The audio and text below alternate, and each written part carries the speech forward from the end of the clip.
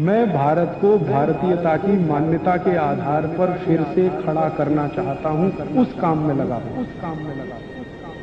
20 सूत्र लिखे हैं कि भोजन पचेगा तो क्या होगा और भोजन सड़ेगा तो क्या होगा। मैं सड़ने वाले हिस्से की बात कर लेता हूं।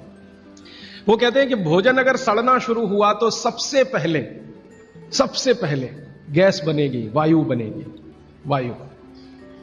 वायु, और ये वायु आपकी जिंदगी हराम कर देगी।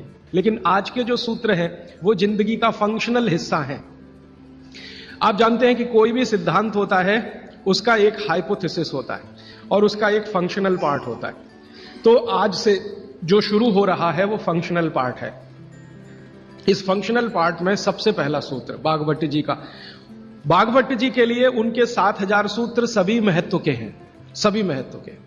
उन 7000 में से मैंने कुछ चुनकर निकाले हैं जो मुझे लगता है 2007 के हिसाब से बहुत महत्व के हैं। हो सकता है 3500 साल पहले कोई सूत्र बहुत महत्व के हों और अब 2007 में हमारी जीवन शैली के हिसाब से वो उतने महत्व के ना हो, क्योंकि बागभट्ट जी ने जिस जीवन शैली में रहते हुए वो सूत्र लिखे हैं वो ऋषि मुनियों की जीवन शैली है। आपकी जीवन शैली और ऋषि मुनियों की जीवन शैली में थोड़ा अंतर है। तो आपकी जीवन शैली के हिसाब से मैंने जो सूत्र निकाले और जिनको मैं महत्व का क्रम देता हूं उसमें सबसे पहला सूत्र, संस्कृत में वो कहते हैं कि पेट जिंदगी भर आपका अच्छा रहे, दुरुस्त रहे। इसका मतलब यह है कि आप जो कुछ भी खा रहे हैं उसका ठीक से आप पाचन करते रहे। वो कई बार ये लिखते हैं अपने सूत्रों में कि खाना महत्व का नहीं है, खाने को पचाना महत्व का है। आपने खाने को खाया ये इतना महत्व नहीं है, जिसको आपने खाया उसको पचाया ये ज्यादा महत्व का है। क्योंकि भोजन पचेगा तो रस बनेगा, उसी रस में से मांस, मज्जा, रक्त, मल, मूत्र, वीर्य, मेद ये सब बनेगा, अस्थियां बनेंगी और वही आपके शरीर के लिए आगे जीवन में काम आएंगी। तो खाया वो महत्व का, उससे भी ज्यादा महत्व का खाया हुआ पचाया। तो वो कहते हैं कि पेट हमेशा दुरुस्त रहे, माने पाचन क्रिया आपकी हमेशा अच्छे से चलती रहे। इसके लिए पहला सूत्र उन्होंने लिखा भोजनांते विषम वारी। ये पहला सूत्र मेरे हिसाब से, उनके हिसाब से नहीं, मेरे हिसाब पहला सूत्र भोजनांते विषम वारी। इसका सीधा सा अर्थ है भोजन के अंत में पानी पीना विष पीने के बराबर है। सूत्र ये है भोजन अंते, भोजन अंते आप जानते हैं संस्कृत में मिला के कहने की परंपरा है। भोजन अंते माने भोजन के अंत में, भोजनांते विषम वारी, विष समझते हैं आप, जहर, जहर जैसा क्या है, पानी। भोजन के अंत में पानी जहर के जैसा है, विष के जैसा है। यह सूत्र है। अब इसको थोड़ा व्याख्यायित करता हूं ताकि समझ में आए। भोजन के अंत में पानी विष के जैसा है, ये बात वो कह रहे हैं। इसको समझना चाहिए कि क्या कह रहे हैं। सूत्र उतना ही है, समझने के लिए मैं आपको बहुत उदाहरण दूंगा ताकि आप जल्दी पता कर पाए। बागभट्ट जी ने एक सूत्र में यह कहा है कि हमारा जो शरीर है इसका जो मुख्य स्थान पेट है, इसमें एक स्थान होता है पेट के अंदर, नाभि, लेफ्ट साइड में, नाभि से थोड़ा ऊपर जहां मेरा हाथ रखा हुआ है, इस स्थान को कहते हैं जठर। संस्कृत में कहते हैं जठर, हिंदी में कहते हैं आमाशय। जठर, आमाशय, अंग्रेजी में चाहे तो एपिगैस्ट्रिकम। तो ये जो जठर स्थान है, बागभट्ट जी कहते हैं कि इसमें अग्नि प्रदीप्त होती है, उसी को कहते हैं जठराग्नि। जठर अग्नि, जठराग्नि। तो वो कहते हैं कि जो आपका जठर स्थान है इसमें अग्नि प्रदीप्त होती है और भोजन जो कुछ भी आप करते हैं वो पहले जठर में ही जाता है, आमाशय में इकट्ठा होता है, वहां अग्नि प्रदीप्त होती है। वो अग्नि भोजन का पाचन करती है। यह है महत्व की बात।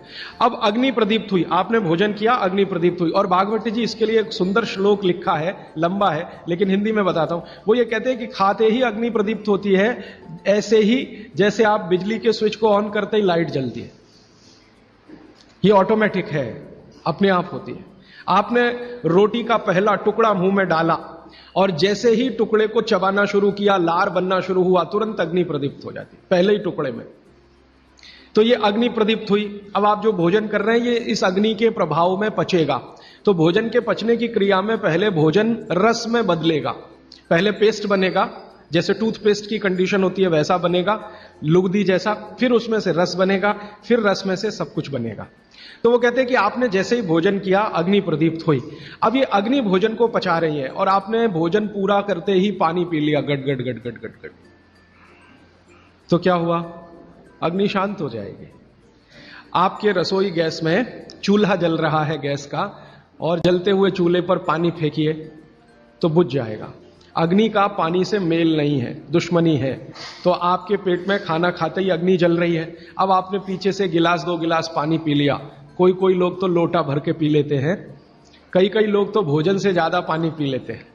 तो ये जो पानी गया इसने अग्नि को शांत कर दिया। अब अग्नि शांत हो गई तो फिर भागवत जी कहते हैं भोजन पचेगा नहीं, वो सड़ेगा। अब उन्होंने 20 सूत्र लिखे हैं कि भोजन पचेगा तो क्या होगा और भोजन सड़ेगा तो क्या होगा। मैं सड़ने वाले हिस्से की बात कर लेता हूं। वो कहते हैं कि भोजन अगर सड़ना शुरू हुआ तो सबसे पहले गैस बनेगी, वायु बनेगी, वायु। और ये वायु आपकी जिंदगी हराम कर देगी।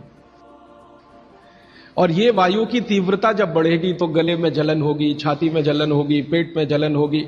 फिर और ज्यादा तीव्र अगर ये हो गई वायु तो ये शरीर में जाएगी, घूमेगी, क्योंकि वायु को पकड़ना मुश्किल है, जहां स्थान मिलता है वहीं जाती है। तो ये वायु पूरे शरीर में घूमेगी तो सिर घूमेगा, आपको चक्कर आएंगे, सिर में दर्द होगा, पीठ में भी दर्द हो सकता है, हृदय स्थान पे भयंकर दर्द हो सकता है। कई बार तो इतना दर्द होता है कि आपको लगेगा कि हार्ट अटैक आ गया, लेकिन वो वायु का दर्द है, हार्ट अटैक नहीं। और ये जो वायु बनी भोजन के सड़ने से, इसी वायु में से भागवत जी ने सूची बनाई है कि 103 रोग पैदा होंगे। 103।